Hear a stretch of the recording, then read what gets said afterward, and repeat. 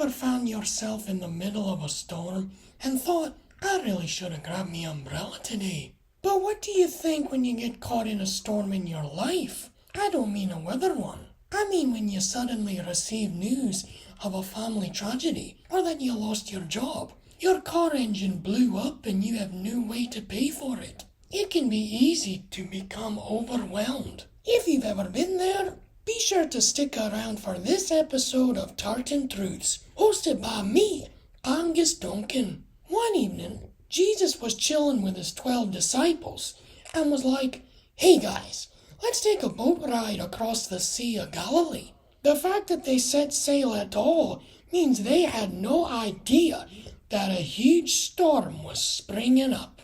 But guess what? That's exactly what happened. A storm suddenly sprang up that was so violent the boat began to sink. It can be the same with us. Whenever a storm comes in your life, it's usually when we least expect it. We're unprepared and easily can be overpowered by its force. For a while, we may think we can handle it by ourselves. So did the disciples. Many of Jesus' disciples were fishermen. They no doubt had been in storms many times before. They knew how to lower the sails and handle the oars and turn the rudder. But it didn't matter. This storm was like nothing they had encountered before. They waited and trusted in their own human knowledge to handle it. And you know where that got them? Sinking. Finally, it became too much for them.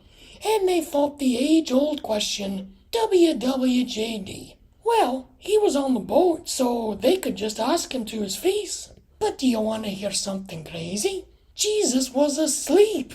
And I thought I was a heavy sleeper. Can you imagine? The boat's just a rocking and a rolling o'er the waves, thunder booming in the sky, and lightning flashing all about. But yet he slept through it.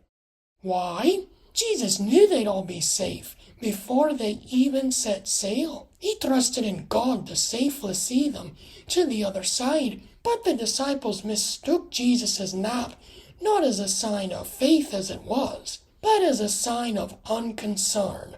They were confused, maybe even angry at him. So they cried out to him, Teacher, don't you care that we're about to die? They were his closest friends. Yet in their panic and fear, they assumed Jesus had forgot about them. Do we not do the same? A troublesome situation arises and we start to drown, so we get angry with God. Lord, why is this happening? Why don't you care about me? Do something. We want God to act on our terms. So the second he doesn't, we start to lose faith. We start to assume he doesn't care. But Jesus does care, as much for you today as he did for his disciples on that fateful day 2,000 years ago. Now that sounds cheesier than a block of cheddar, but it's true. Jesus stood up and yelled at the sea, Storm, pipe it down now. And the storm listened to him. Immediately the winds calmed, the waves flattened, and the sea became peaceful. In just one instant, Jesus calmed that storm. He could have done it at any time.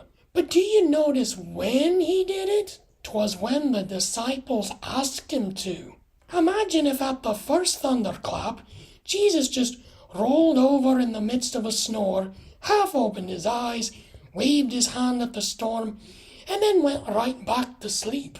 But sometimes God does not respond because he's waiting on you to come to him.